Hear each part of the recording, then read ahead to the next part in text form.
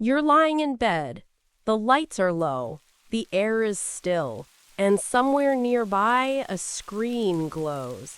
Maybe it's the TV on the wall. Maybe it's your phone, quietly flickering in the dark. Maybe it's just the memory of all the nights you've fallen asleep to voices you never met, telling stories you didn't realize you needed. Tonight, we're going to follow one of those glowing voices. Not a person, but a thing. An object that changed the way we rest, connect, and dream. The television. Its story is longer than you think.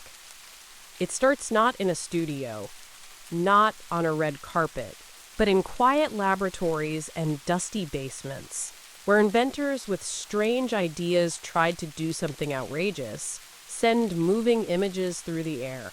You're not in a living room yet. You're in the 1880s. The world is powered by steam and soot.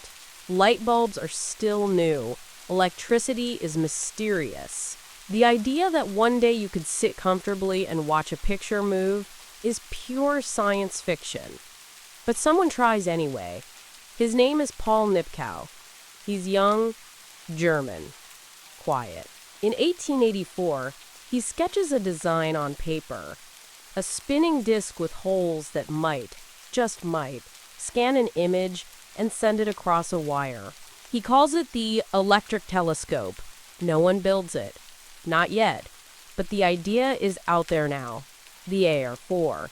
Over the next few decades, the pieces slowly fall into place. Wires become cleaner. Tubes become more stable. Light reacts to voltage.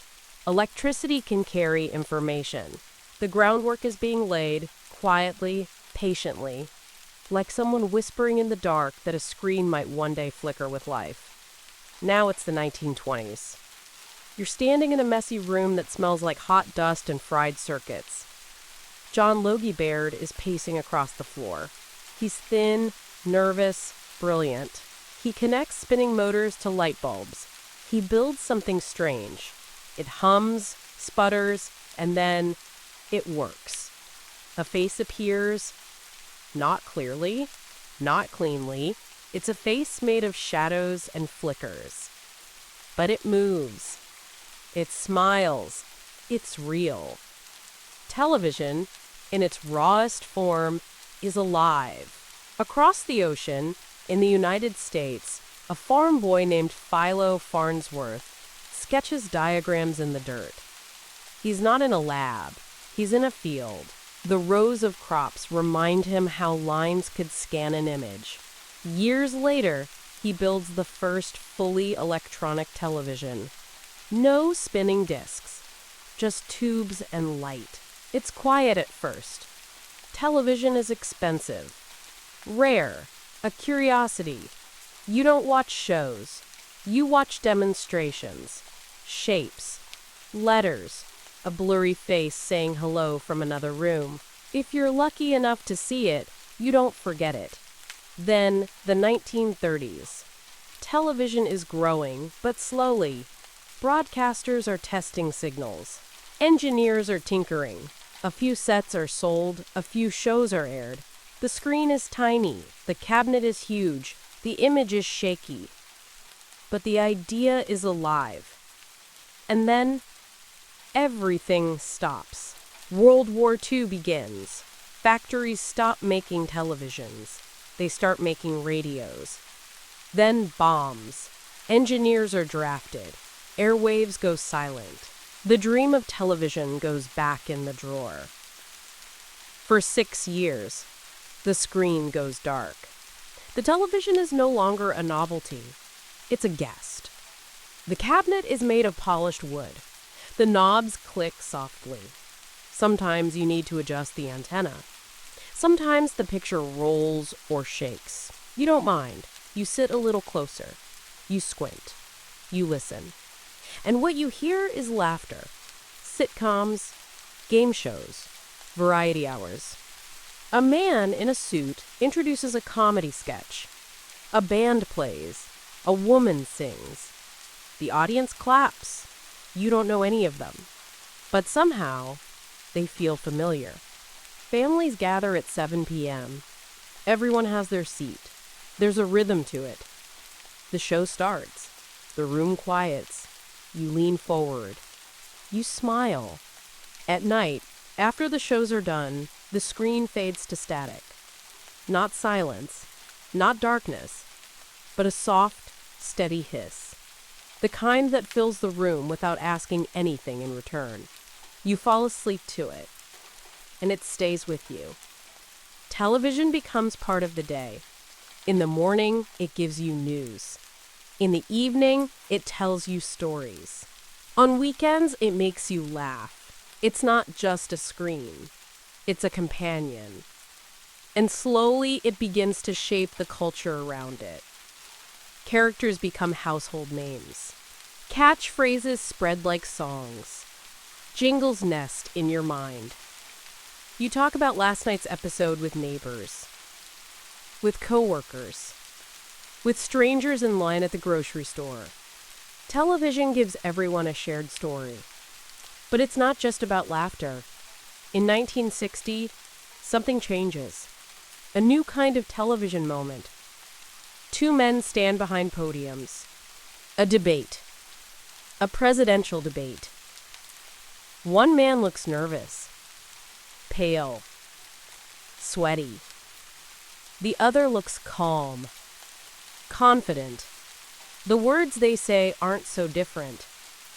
But the image? The image tells its own story. People watching on the radio hear one thing. People watching on TV see something else. Television doesn't just share events. It shapes them. News becomes more than headlines. It becomes sight. You see the speeches, the marches, the protests, the faces, the hope, the fear. You see the world not just through a window, but through a lens. Meanwhile, the programming grows. There are shows about families, shows about schools, shows about dreams. Some are light, some are serious, some teach, some pretend. All of them find a place. Children sit close to the screen, knees tucked, eyes wide. They learn letters and numbers.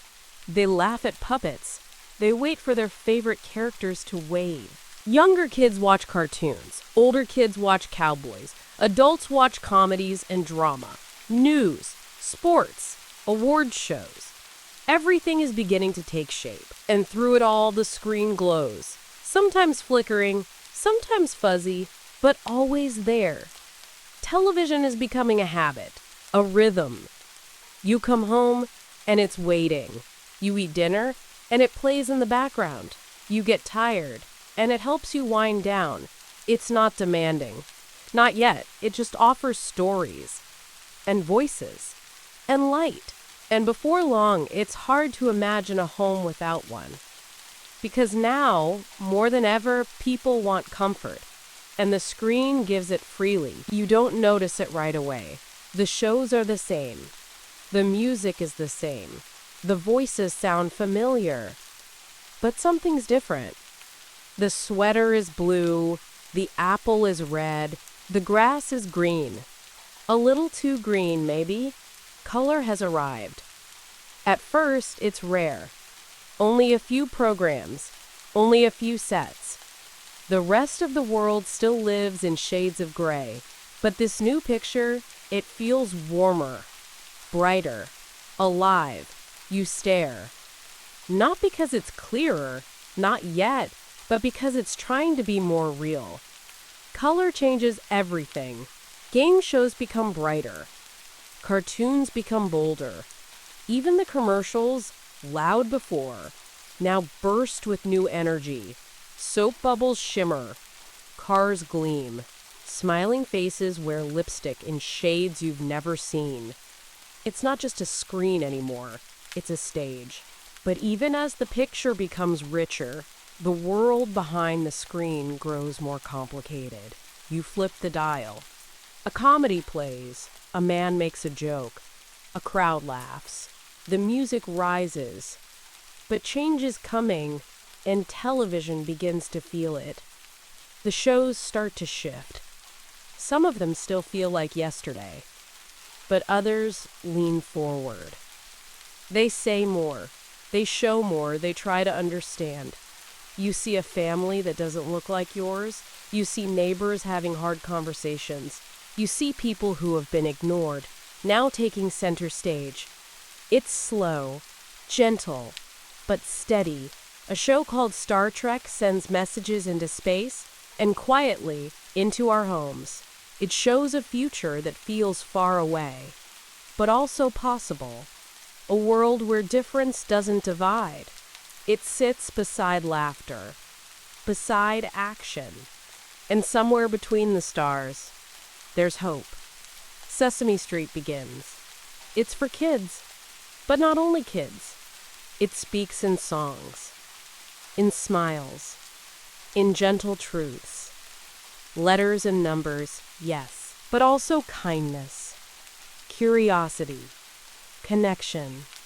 You don't just watch to learn. You watch to feel. In the background, news continues to shift. You no longer hear about events from someone else. You see them. The camera doesn't look away. It shows the march, the moment, the movement. Television becomes witness. And when the world looks away, the screen stays on. Color deepens the image, but also the meaning. It makes joy brighter and pain harder to ignore. Meanwhile, the shows keep coming. Sitcoms set in cities, dramas set in hospitals, westerns, mysteries, cartoons, news reports, documentaries. The world keeps getting bigger, and the screen keeps showing more of it. Weekends belong to the kids. Saturday morning, pajamas still on, a bowl of cereal in your lap. Cartoons dance across the screen, loud and wild and just a little chaotic. It's a ritual, a rhythm, a little window of joy. The rest of the week belongs to everyone else. There's a show for every time of day, a story for every mood. And now, television has begun to feel like home. You don't always notice the transitions. From black and white to color, from simple to layered, from entertainment to reflection. But they're happening. The screen isn't just changing how things look. It's changing how we look at things. And the more it shows, the more we see. The television used to offer a handful of choices. 3 networks, maybe 4. 1 or 2 local channels. You knew what was on and when it would air. You watched the news at 6. Your favorite show at 7:30. Then bedtime, with the glow of the screen still lingering in your thoughts. But now, things are shifting. There are more channels, more buttons on the remote, more voices in the room, softly asking, "What do you want to watch?" This is the age of cable. It arrives like a quiet expansion. You don't replace your television, just invite more into it. A cable box, a cord, a new guide. And suddenly, there are dozens of options. Some channels play movies all day. Others play music. Some show cartoons at all hours. You press a button, and the world widens. You're no longer limited by the clock. A show that used to air once a week now plays 5 times a day. You don't wait for specials. You flip until you find one. Kamasai. And when you do, you settle in, blanket pulled up, volume low, light fading. The screen becomes a small universe. The story, yours. Television no longer ends at midnight. It keeps going, quietly, consistently, always on. A companion in the background, a voice in the silence. Entry core. Late at night, you find things you weren't looking for. Documentaries about deep oceans, old movies with soft piano soundtracks, foreign films you don't understand but somehow still follow.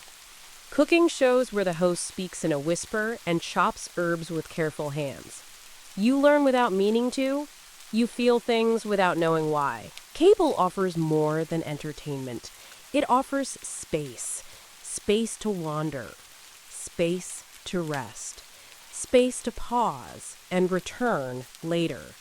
The screen has become a window, one you can open gently with a single remote.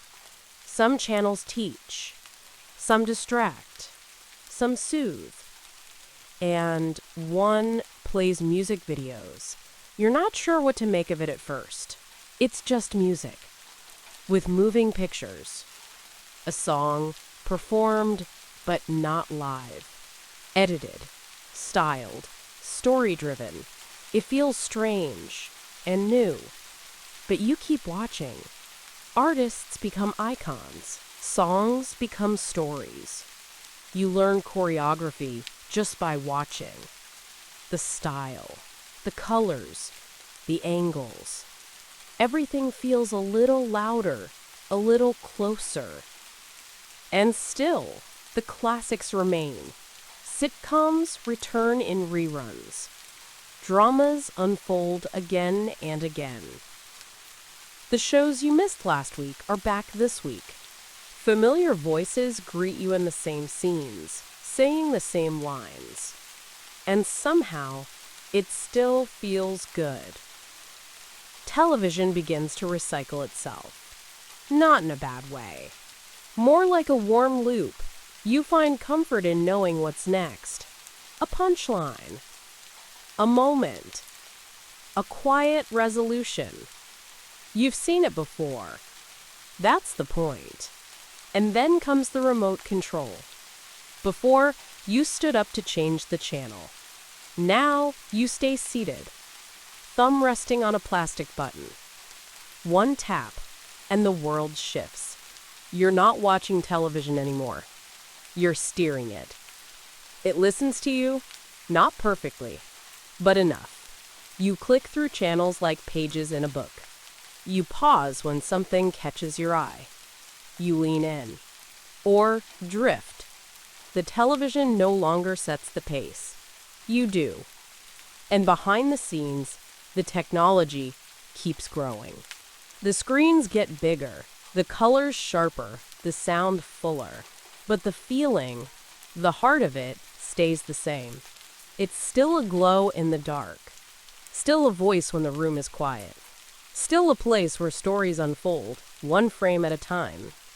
By now, the screen doesn't just sit in your living room, it lives there. The television has become a part of the house. Quietly humming, gently glowing. A presence, not just a device. It's the 1990s. And the stories? They've grown deeper, warmer, familiar. You turn on the TV, and it feels like returning to something you already know. Not the news, not the noise, but the rhythm. The comfort of shows that greet you like old friends. You don't need a calendar anymore to know what day it is. Monday has its sitcom. Thursday has its drama. Saturday has cartoons again. Not just for kids, but for anyone who wants to feel something simple and light. You're not watching television. You're living inside it. The shows become cultural markers. Friends, The Fresh Prince of Bel-Air, Seinfeld, Frasier, The X-Files, ER. Each one different. Each one woven into the pattern of the week. You laugh at characters you know by name. You notice when their clothes change, when their hair changes, when they change. And somehow, you change with them. They grow, you grow, and the stories keep unfolding. It's the age of what people begin calling must-see TV. You don't record it. Not yet. You plan for it. You're there when it airs. You grab snacks before the intro song. You mute commercials with the remote and race to the kitchen before the show returns. You time your evening around the schedule of the screen. And when you miss an episode, you wait until next week or next summer or until reruns quietly place it back in your lap when you least expect it. You don't binge. Not yet. You savor. And through all of this, your attachment deepens. Television is no longer about what's popular. It's about what matters to you. The characters are reflections. The plot's oddly personal. Even when the stories are big or loud or strange, they leave something with you. A feeling, a phrase, a quiet ache, or a memory you didn't expect. You laugh when they laugh. You cry when they cry. And when the credits roll, you sit a little longer. Because it's not just entertainment anymore. It's ritual. The screen grows larger. Tubes are replaced by panels. Images sharpen. Sounds expand. Speakers fill the corners of the room. You tilt the blinds to stop the glare. You dim the lights before the show begins. It feels like theater, like ceremony, but softer. Meanwhile, something else is happening. You discover something called syndication. Old shows come back. Not once, not twice, but daily. At 5, at 6:30, at midnight. You catch the same episode twice in a week. You memorize the lines. You know the background music by heart. You quote it out loud before the character does. And still, you laugh. Because repetition becomes comfort. You realize there are shows you never saw in their original run. And it doesn't matter. They're part of your life now. The television brings them to you, not as events, but as companions. They play while you eat, while you clean, while you sit with your thoughts. The volume becomes part of the room. Soft, steady, present. Even when you're not paying attention, you're with it. It's background, yes, but also background in the best way. Like wind through trees. Like the sound of a friend talking while you rest your eyes. Television doesn't just keep you company now. It becomes part of your memory. You remember where you were when a finale aired. You remember how you felt when a favorite character said goodbye. You remember the night you laughed so hard you spilled something on the carpet, and no one minded, because you were all watching together. Family, friends, strangers. Millions of people connected not by location, but by the same glow. And while the shows change, the glow remains. Soft, warm, familiar. A quiet promise that tomorrow there'll be another episode. The lights are lower now, not just in your room, but in the culture. Everything feels a little more digital, a little more fast, a little more fragmented. And television? It's changing too. You're still watching from the couch, still reaching for the remote. But the screen now holds more than stories. It holds possibility. It's the early 2000s. A new kind of show appears. One without actors, without scripts. At least, not obvious ones. A group of people stands in a kitchen, or on a beach, or inside a house with too many cameras. They talk, they argue, they form alliances, they vote, they leave. You're watching reality television, and it's strangely magnetic. At first, you're not sure why, but something about it draws you in. It's unscripted, unpredictable, messy, but also comforting in its own way. You learn the names, the faces, the patterns. You notice who whispers, who lies, who cries in confessionals with dramatic music behind them. You don't just watch, you judge, you root. You guess what happens next. And when you do, you're often wrong. But that's part of the fun. Reality TV spreads quickly. Survivor, Big Brother, The Bachelor, American Idol. They fill the week. They overlap. They loop in reruns. And suddenly, your television isn't just telling stories.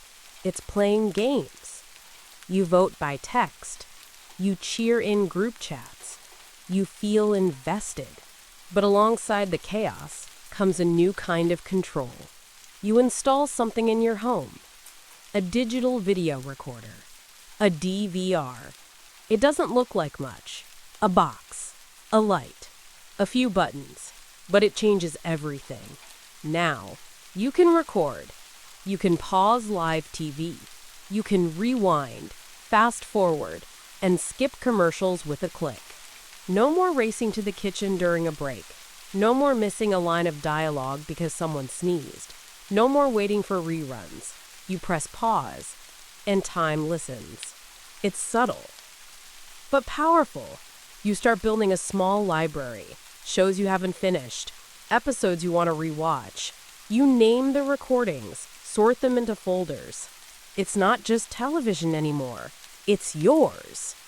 And at the same time, the stories keep growing.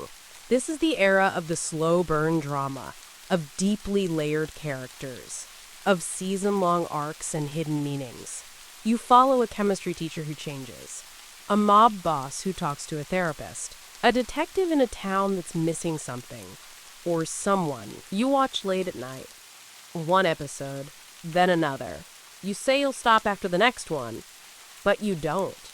Because the rhythm pulls you in. You aren't watching one episode a week anymore. You're binging. Sometimes on purpose, sometimes by accident. You lose time in stories now. You carry them with you. You think about them at work, on the train, while brushing your teeth. Television becomes personal. And so does the internet. You log on to check a forum, a recap, a theory about the mysterious island or the shadowy government agent. You read long posts. You disagree. You feel seen. You start to realize something. The screen is not just a device. It's a connection. Not only to stories, but to people, to memory, to emotion. You feel it when a character leaves. When a plot twist catches you off guard. When a finale doesn't go the way you hoped. You sit there, quiet. The credits roll. The room stays still. And you think, maybe, just maybe, that story meant something. Maybe it still does. Television is no longer just part of the room. It's part of you. You don't remember the first time it happened. You sat down, you clicked play. One episode ended, and the next one began. No credits, no waiting, no decision. It just started. Welcome to streaming. The shift didn't make a sound. There was no explosion, no banner waving. Just a slow migration from scheduled programming to something softer, more fluid. Now the television waits for you. You don't plan your evening around it. It bends around you. You pause. You resume. You fall asleep halfway through and wake up to find you're 3 episodes ahead. And the strange part? It feels normal. You used to watch what was on. Now, you scroll. The home screen greets you. Rows of suggestions. Because you watched this. Because you liked that. Titles you've never heard of, gently competing for your attention. You hover. You wonder. You choose. Or you don't. Sometimes you just let it play something familiar. Because now, television is ambient. It's the background when you're cooking, when you're folding laundry, when you're trying not to think too hard. It fills the silence, softly, comfortably, automatically. Streaming begins with Netflix, a red icon. A few movies, a few shows. Then, a quiet expansion, original content, bolder ideas, shorter seasons, longer episodes, stories with room to breathe, or stories that hit all at once, like waves in the dark. You binge entire seasons in a weekend. You rewatch your favorites from 10 years ago. You skip intros, skip recaps, skip credits.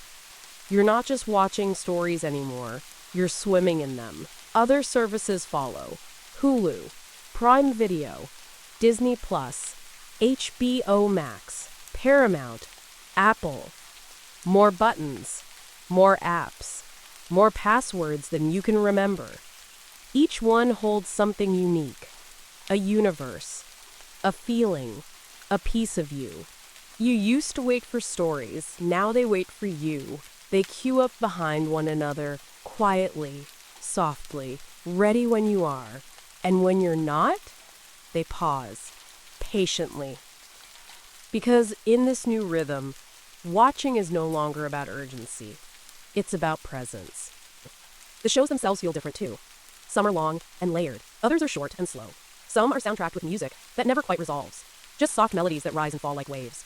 You don't always know what's happening. That's okay. You're not here for every detail. You're here for the feeling. The television understands. You open the app and there it is. Your watch list, your suggestions, your saved favorites. Rows of calm. Rows of comfort. Even the background has changed. Screensavers become art. Fireplaces, rainstorms, starscapes, paintings that breathe, photographs that fade in and out. Sometimes you let the screen sit idle, not off, just resting. And that too feels like television. It's not about noise anymore. It's about mood. And in the background of it all is you, your habits, your pace, your pauses, your preferences. Your television doesn't just know what you watch, it knows how you watch. Slowly, quietly, repeatedly.